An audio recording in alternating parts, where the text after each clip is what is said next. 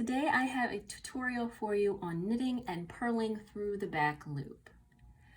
Normally, when we knit or purl stitches, we work through the front loop of the stitch. Because that's the default, we don't specify through the front loop, unless there's some particular reason we need to draw a distinction.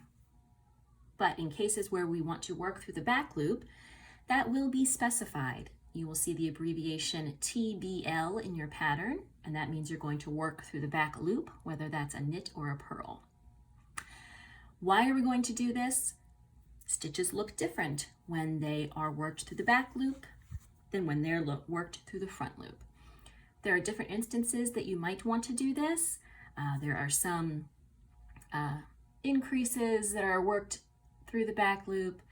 It can change the orientation of the stitch that you might need for a particular increase or decrease, but most often you are going to see this to create a twisted rib.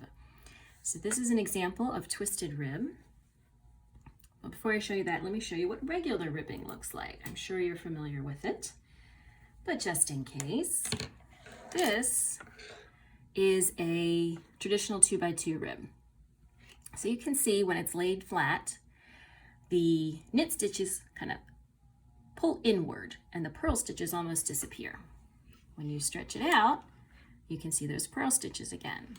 So ribbing is usually used in areas where you want your garment or accessory to stretch. It is very stretchy. A twisted rib is more decorative. So this is an example of twisted 1x1 rib. You can see that these knit stitches look a bit tighter. You can also see that they don't pull inward the same way that the traditional rib does. So this is more decorative. It's still somewhat stretchy, but it doesn't pull back in. So while it's flexible, it's going to look this way even when it's laid flat. So you're going to get that decorative effect of those twisted stitches, which stand out more from the background of the purl stitches. So let's talk about how we knit and purl through the back loop.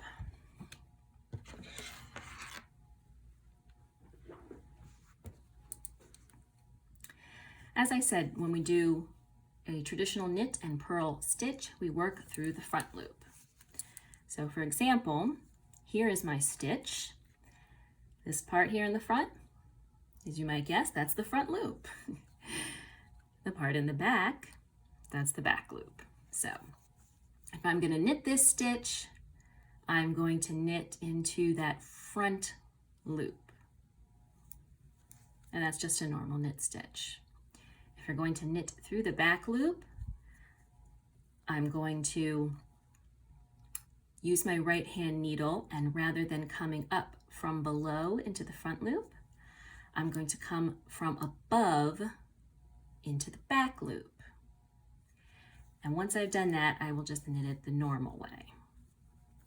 And you can see already that it looks a little bit different. So regular knit stitch, work through the front loop. We approach from below into the front loop.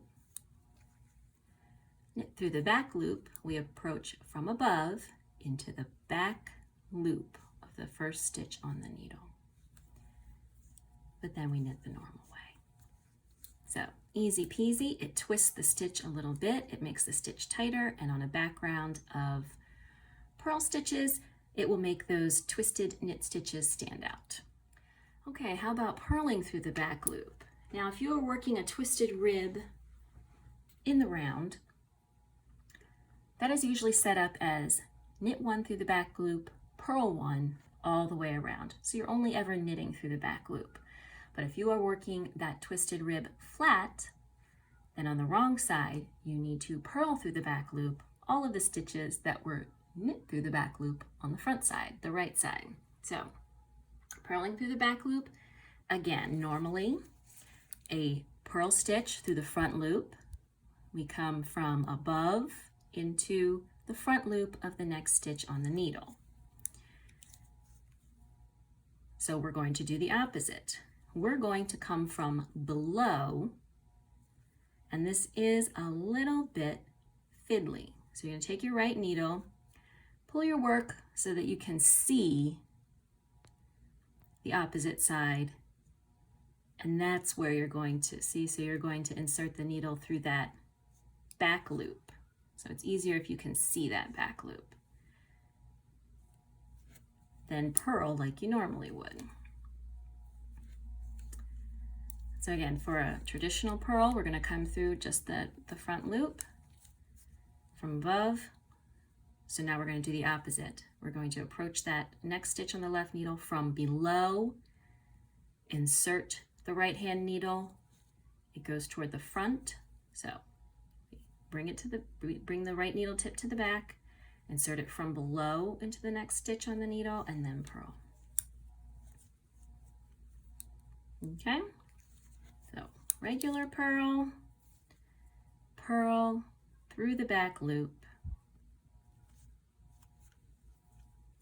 a little bit fiddly, but it gives you a nice result when you're working in that twisted rib. And there you have it for today, knitting and purling through the back loop.